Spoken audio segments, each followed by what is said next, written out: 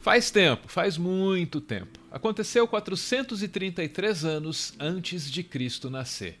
Péricles era o celebrado líder de Atenas, cidade-estado que mantinha vastas relações comerciais com seu entorno, incluindo Mégara, uma cidade cujos primórdios estão nessa belíssima costa azul.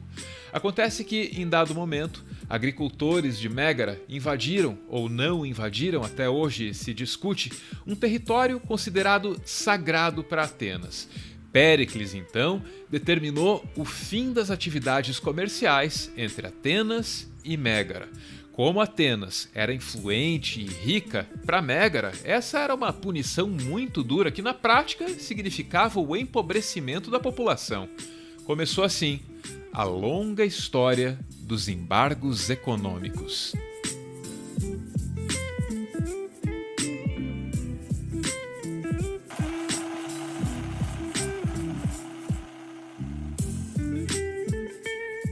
No final dos anos 50, a Revolução Cubana comia solta. Fidel Castro com seus rebeldes de um lado e Fulgêncio Batista com seus soldados do outro.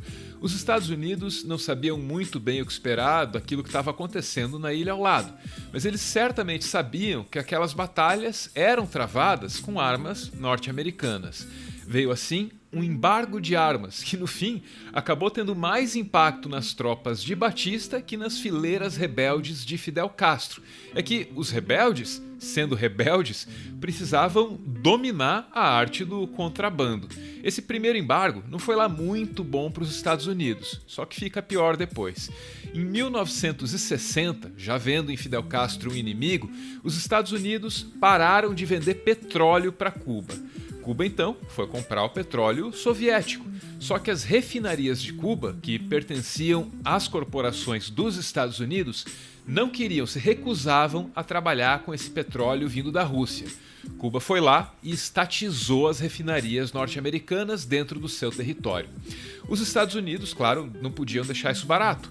Foi nesse momento que veio o primeiro embargo comercial, proibindo a venda de todos os produtos a Cuba, exceto alimentos e medicamentos. Mais uma vez, o governo cubano dobrou a aposta, encampou todas as empresas e boa parte das propriedades privadas de norte-americanos na ilha. Tudo isso, que aconteceu no curtíssimo prazo de um ano, entre 1959 e 1960, seria decisivo para o futuro. Futuro não apenas de Cuba, como você já vai ver.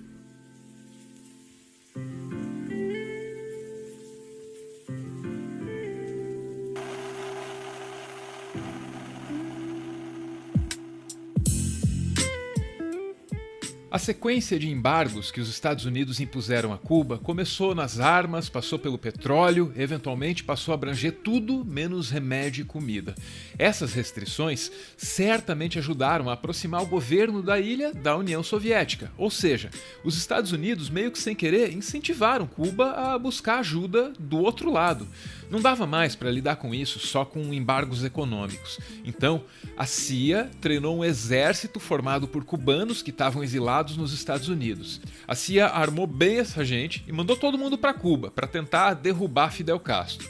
Isso aconteceu em 1961 e o episódio ficou conhecido como Invasão da Baía dos Porcos. A CIA achava que, uma vez que o seu exército aportasse na ilha, o povo promoveria uma insurreição contra Fidel. O que rolou na real foi o contrário. Fidel foi para a linha de frente e o povo se juntou a ele, como lembram esses ex-combatentes. Nós não temos medo. Nós nunca aqui nunca supimos medo. Pois nós seguimos atrás ao mensajeiro, seguimos atrás. Llegó Fidel, ahí fue todo el mundo gritando, llegó Fidel, llegó el comandante, y ahí fue todo mundo para allá y para adelante todo mundo. Como perderam no campo de batalha, os americanos voltaram a atacar no campo da diplomacia e do comércio exterior.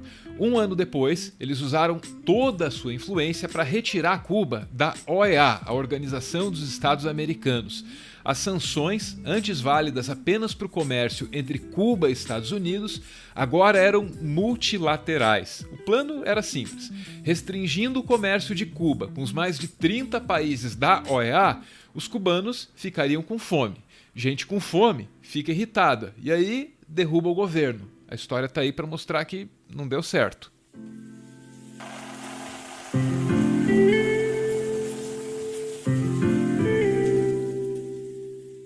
Os embargos e a tentativa de invasão na Baía dos Porcos logo fizeram com que o povo cubano enxergasse nos Estados Unidos a fonte dos seus problemas.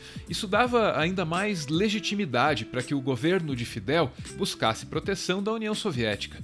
Certamente que ter uns mísseis na ilha ajudaria a fazer os Estados Unidos pensarem duas vezes antes de atacar de novo. E foi isso que aconteceu. Cuba se dispôs a abrigar mísseis nucleares soviéticos. Os Estados Unidos logo descobriram e aí começou a crise dos mísseis de Cuba, o momento mais tenso da Guerra Fria. A resposta norte-americana foi fazer um bloqueio naval à ilha. A intenção era não deixar chegar novos armamentos a Cuba, só que na prática isso impedia qualquer coisa de chegar lá. Comida, remédio, roupa, qualquer coisa. Esse foi o embargo dos embargos. E claro, tudo feito com o respaldo da Organização dos Estados Americanos. Cuba ficou sozinha, isolada na vizinhança. A partir desse momento, o embargo, com pequenas variações, seria mantido década após década, impondo perdas econômicas enormes para Cuba. O Instituto de Pesquisa Econômica de Cuba estima que o país tenha perdido mais de 28 bilhões de dólares em comércio por causa do embargo. Isso dá mais de um quarto do PIB de Cuba, que é de 100 bilhões. É muita coisa mesmo.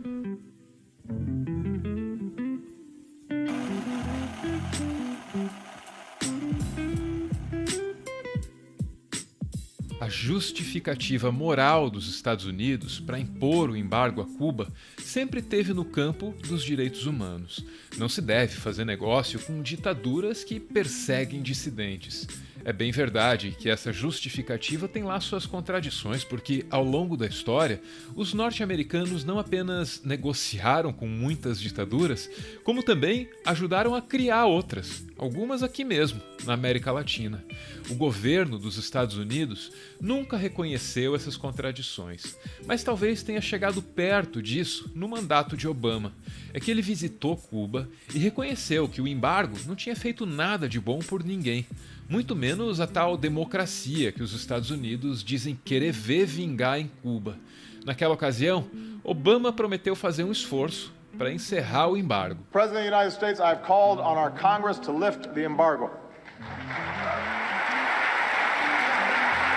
I believe my visit here demonstrates you do not need to fear a threat from the United States. And I am also confident that you need not fear the different voices of the Cuban people and their capacity to speak and assemble and vote for their leaders.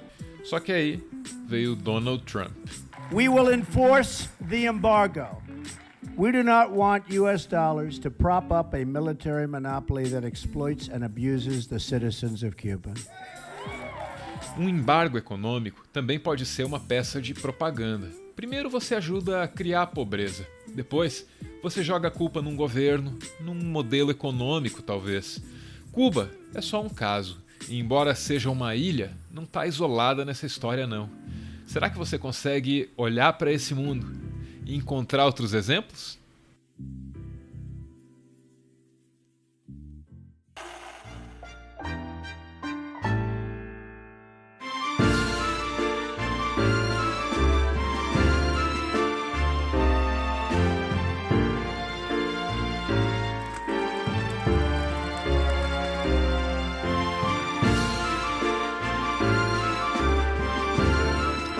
Muito obrigado por ver esse vídeo até o final. O Meteoro é mantido graças a uma campanha de financiamento coletivo. Quem participa aparece aqui no finalzinho para receber o nosso agradecimento ou então para homenagear quem ama.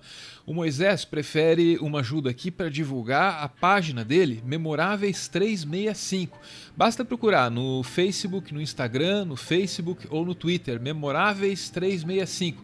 Diz ele, sobre o teor da página: o berrante ridículo apto a arrebanhar uma leva de protofascistas suicidas, minha ideia com Memoráveis 365 foi celebrar, sem pretensões e cerimônias, cada data comemorativa que o calendário nos oferece. A simbologia de ter de ficar feliz por um dia específico, aquelas 24 horas simplórias como quaisquer outras, pois essa noção de data ímpar foi a fagulha para montar uma página brindando a imensidão da nossa tragédia. Tá aí na tela, Memoráveis 365. Beijo, gente, valeu!